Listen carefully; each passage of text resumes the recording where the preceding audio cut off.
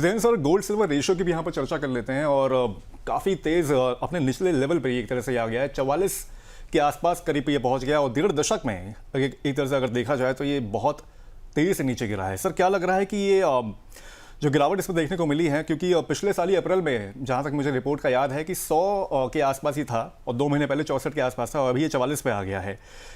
Sir, valuable terms में अगर देखा जाए तो क्या सर गोल्ड थोड़ा सा डिमिनिश होता हुआ दिख रहा है सिल्वर के मुकाबले, और अगर निवेश के लिहाज से देखा जाए तो चांदी ज़्यादा वैल्यूएबल बन रही है यहाँ पर निवेशकों के लिहाज से?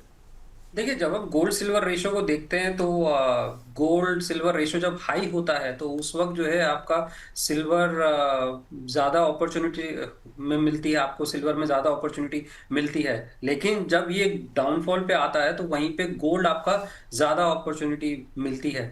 तो अगर मैं सिर्फ केवल गोल्ड सिल्वर रेशो को देखूं और इसके पैरामीटर को समझूं, तो अगर गोल्ड सिल्वर नीचे आ रहा है, रेशो नीचे आ रहा है, तो इसका मतलब गोल्ड जो है अब इन्वेस्टर्स को ज्यादा उसमें अपॉर्चुनिटी दिखाई देगी, ज्यादा आउट परफॉर्मेंस करता हुआ दिखाई देगा। सिल्वर का आउट परफॉर्मेंस हो गया, सिल्वर ने आउट परफॉर्मेंस दे दिया।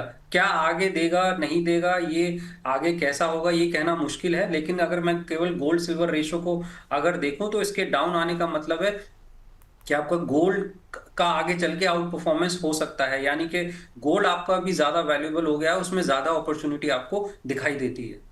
ठीक ठीक है सर। चलिए इसी बीच एक बार हमारे पोल पर नजर डाल लेते हैं। 205 वोट्स आ चुके हैं हमारे आज के पोल पर।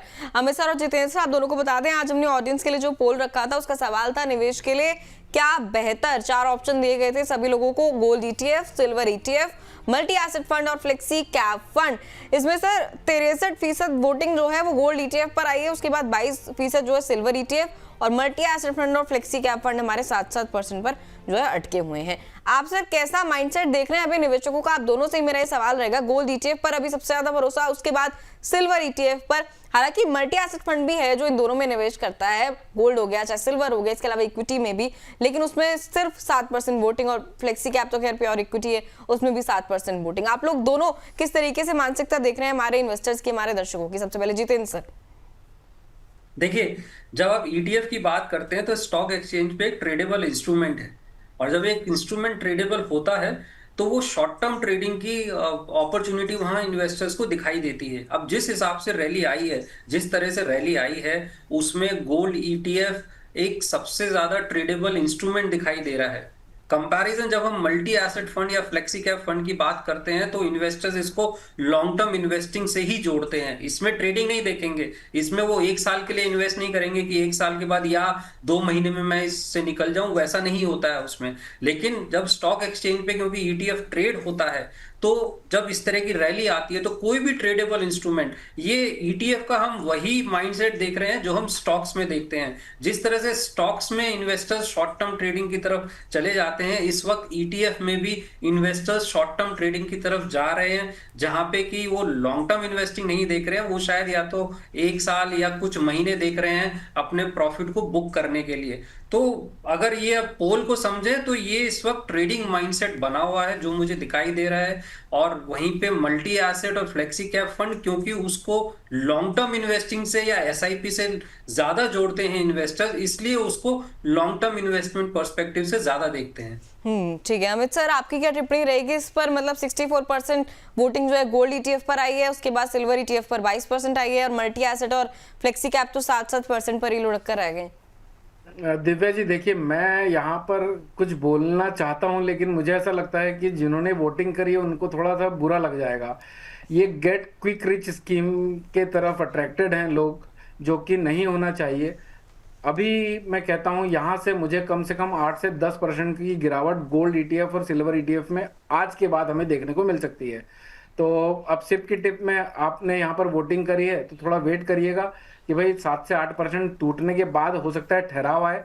आपको जिस तरह के रिटर्न हमने अभी पिछले 29-28 दिनों में देखे हैं, उस तरह के रिटर्न देखने को ना मिले, क्योंकि इस तरह का जब बाजार चलता है तो ये होप बहुत बढ़ा देता है इन्वेस्टर्स की और ट्रेडर्स की, और जब होप बढ़ जाती है तो वो बाजार होपलेस बनाने की भरपूर कोशिश करता है। तो यहाँ से अगर 7 से 8% का कोई करेक्शन ट्रिगर होता है और आपने अगर उस माइंडसेट से लिया हुआ है, मैं ये क्यों कह रहा हूँ, क्योंकि जिस तरह से पोल में लोगों ने इंटरेस्ट गोल्ड ईटीएफ और सिल्वर ईटीएफ में दिखाया है, इसका मतलब वो खुद भी इन्वेस्टेड है और आगे 5 लाख 7 लाख गोल्ड सिल्वर की एक्सपेक्टेशन लेके बैठे हैं।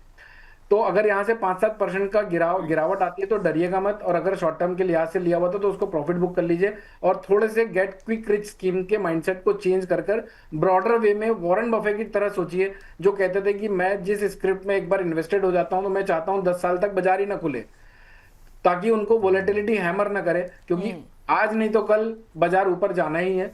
कभी कभी टाइम लेके जाता है, जैसे गोल्ड सिल्वर ने इतने लंबे समय के कंसोलिडेशन के बाद 1980 के बाद 2013 के बाद 2026 में 13 साल ले लिए सिल्वर ने आउट परफॉर्म करने के लिए। तो उस तरह के माइंडसेट में आपको बाजार बैठा देगा तो फिर आप रिग्रेट करेंगे।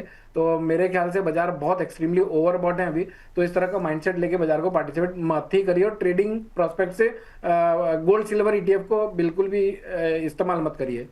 बिल्कुल सही बात है। और लास्ट टाइम भी सर आपने ये क्वेश्चन दिया था कि गोल्ड ईटीएफ या सिल्वर ईटीएफ को डे ट्रेडिंग के लिए, शॉर्ट टर्म ट्रेडिंग के लिए इस्तेमाल नहीं करना चाहिए, और आपने ये भी बोला था कि 4 लाख बहुत जल्दी दिख रहा है, तो ये हफ्ता तो आ गया 4 लाख वाला, और अब यही अब अमित सर ही कह रहे हैं कि यहाँ पर करेक्शन में देखने को मिल सकता है, और थोड़ा सा उस चीज़ को कॉशन में रखिए, उसके बाद ही उसमें आप निवेश करिए।